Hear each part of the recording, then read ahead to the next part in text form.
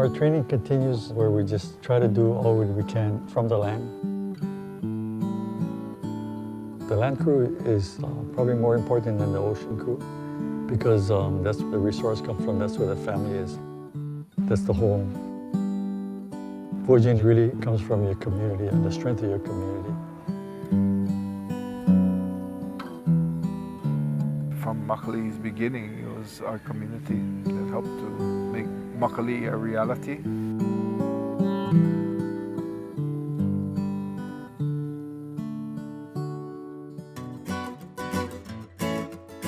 Our goal is to be 100% local ingredients, fresh or preserved, what we have here, and we can totally do it. The entire island, it's so huge, and each portion of it is contributing to this voyage, and each area is so special in what they can produce and what they are working on.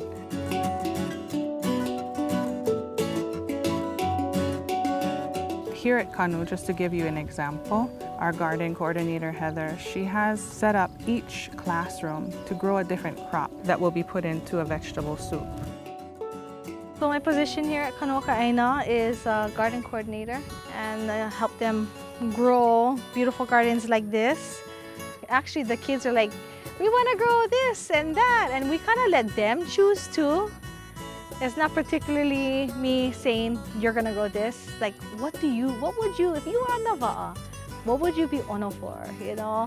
And so they were a huge part of what they're growing too. So we have a lot of things that we harvest here for our teas that we're already processing. This is our lemongrass, also known as wapine. It's good for high blood pressure, cholesterol, when you're muggy. So it's an awesome plant that they definitely wanted to have on the voyage. And then we have some lemon verbena. This is one of the favorites of the kids, also a very lemony flavor. So we got some basil here, and then our nioi, our chili peppers. We have a lot of our edible flowers. As you can see, all the different colors, that's dianthus. And then some luau that we're gonna eventually process for the va'a too.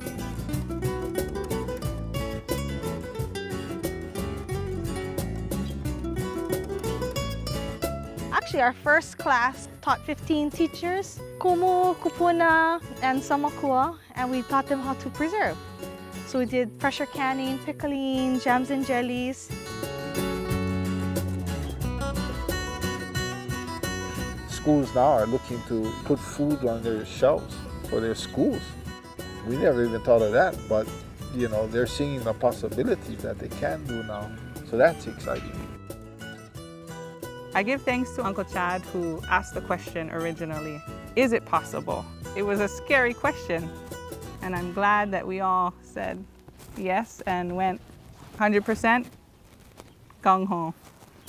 At one time when things were unsure that they'd be able to do it, and now whether it's through the Aipono, through creating the food for the va'a, now they're excited about doing it, and they're excited about, you know, what's next, what else can we do? It was really looking at our own health and how could we do better for our future. So we've been teaching the students of schools in our area how to do those things, how to preserve, how to provision for a canoe.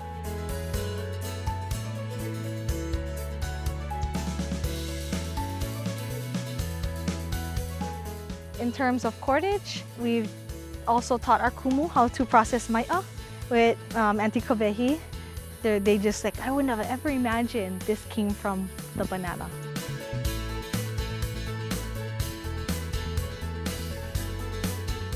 Today we're at Waimea Middle School with Kumu Sharice Munden's class. We share with them how to take apart the layers of the banana. They strip them into about 1-inch strips, each sheath. And the next process after that is to rub the bottom of your palm against your strip of mai'a. And that releases all of the water content from the strip. And that's what helps to separate the fibers. After they scrape that, and we got some beautiful strips today, some beautiful white fibers. They learned how to clean it in the running water and why we need running water versus stagnant water. and what the bright white color of what the clean fibers look like. The end product is a 40 Hanauna piece from each school of their selected fibers to be gifted to our kupuna moku, moku manamana and nihoa. Kaula isn't a common practice, so for us to be able to learn it and then gift it to our kupunas, it reconnects that respect and aloha. That is the ultimate gift.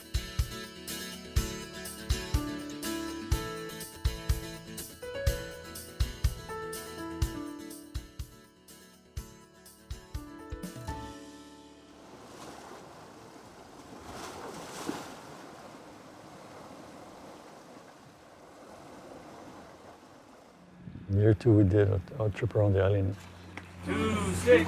Our challenges were hurricane season. Every time we make one step, the one just passed and one more coming, and one more coming. So we left when there's 2 more coming.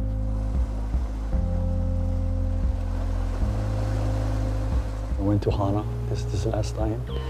You know, it turned out to be magical.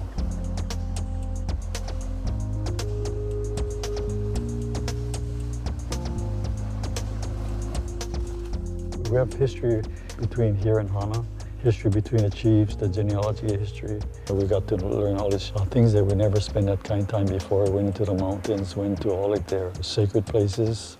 It's pretty ancient, and we got to learn all about like how we're even more connected to the big island.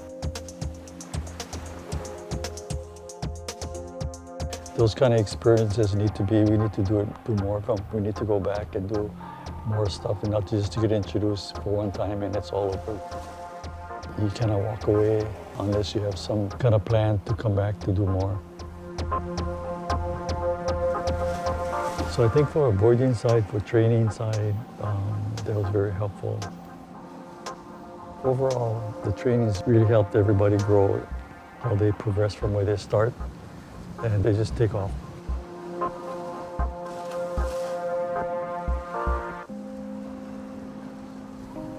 Preparation is 90% of the voyage.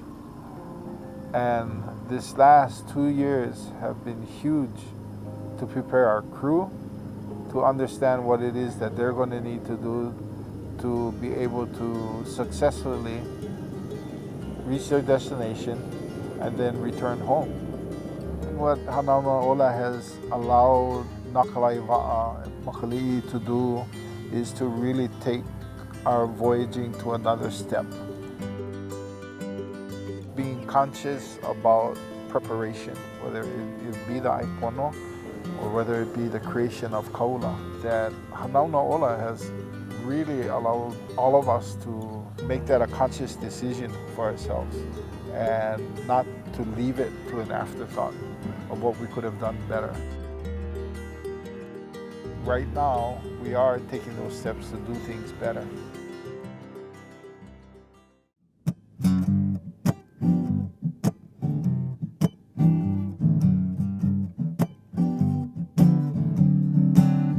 Oh yes, the story's been told by the young and the old of the Makali'i, born in Miami, made a moku at the kai.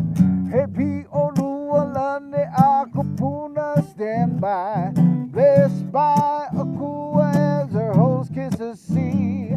The sailing the ocean is her destiny, Makali'i. She the queen of the sea, Makali'i. She made for you and me, Makali'i. Heva ake olane, Makali'i.